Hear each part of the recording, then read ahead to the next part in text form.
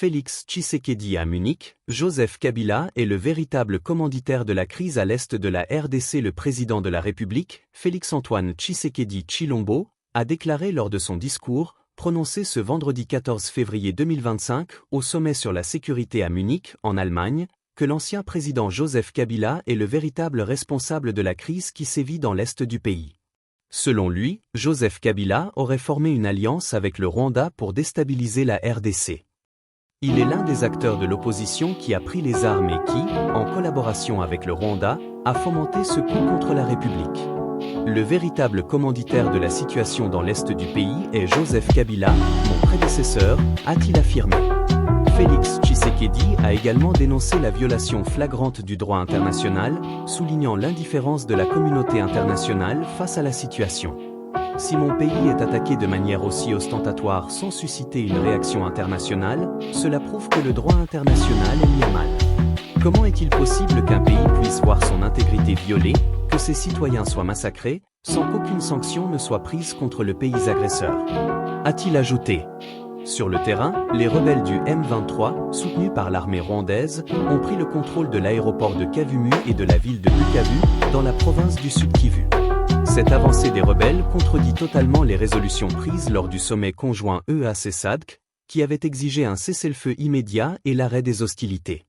Tshisekedi à Munich, l'Union africaine doit cesser d'être un simple spectateur et jouer un rôle actif pour contraindre le Rwanda à mettre fin à son soutien au M23. Le président de la République démocratique du Congo, Félix Tshisekedi, a exhorté l'Union africaine, UE, à prendre des mesures concrètes pour faire face à la crise sécuritaire dans l'est de son pays, où les rebelles du M23 poursuivent leur offensive malgré les appels au cessez-le-feu. Il y a une urgence. L'Union africaine ne peut plus se contenter de simples déclarations.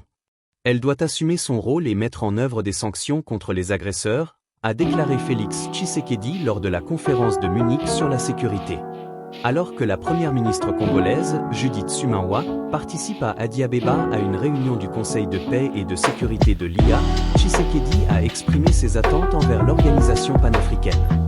L'Union africaine doit cesser d'être un simple spectateur et jouer un rôle actif pour contraindre le Rwanda à mettre fin à son soutien au M23, a-t-il insisté, rappelant que son pays est victime d'une agression directe qui menace la stabilité régionale.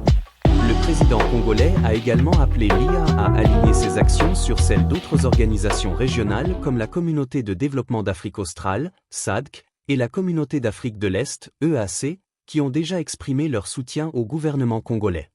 Nous ne pouvons pas tolérer des initiatives dispersées.